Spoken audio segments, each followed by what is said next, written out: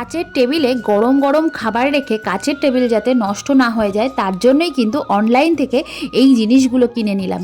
কি বলে এই জিনিসগুলোকে আর কত দামে কিনেছি, কোথা থেকে কিনেছি, সমস্তটাই কিন্তু এই ভিডিওতে তোমাদের সাথে শেয়ার করব।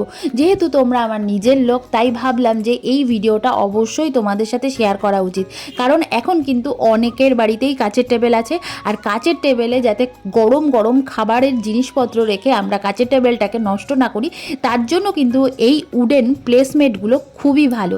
এটা আমি মিশো থেকে কিনেছি, আর এর দাম নিয়েছিল 158 টাকা। এর মধ্যে ছিল 6খানা পিস। চলো তোমাদেরকে একটুখানি খুলে দেখাই। যেহেতু জিনিসটা এসেছে আমি তো ভীষণ এক্সাইটেড। যখনই কোনো নতুন জিনিস আসে তখনই ক্যামেরাটা ওপেন করে তোমাদের সামনে কিন্তু রিভিউ দেওয়ার জন্য বসে পড়ি।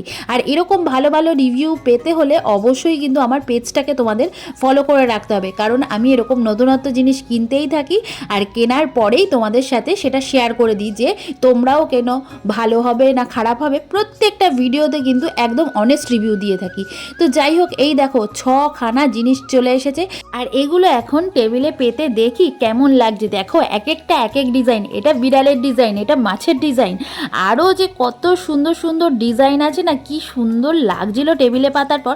তোমরা সেটা শেষ পর্যন্ত ভিডিওটা দেখলেই কিন্তু বুঝতে পারবে। এই দেখো 6খানা ডিজাইন চলে এসেছে। তো এর ওপরে আমি একটার মধ্যে নুনদানি রাখবো, আর দুটোতে রাখবো হচ্ছে গরম গরম জিনিস, যাতে টেবিলের কোনো রকম ক্ষতি না হয়। তার জন্যই কিন্তু এত সুন্দর উডেন প্লেসমেটগুলো কেনা। চাইলে তোমরাও কিনে নিতে পারো, খুব একটা বেশি দামও না।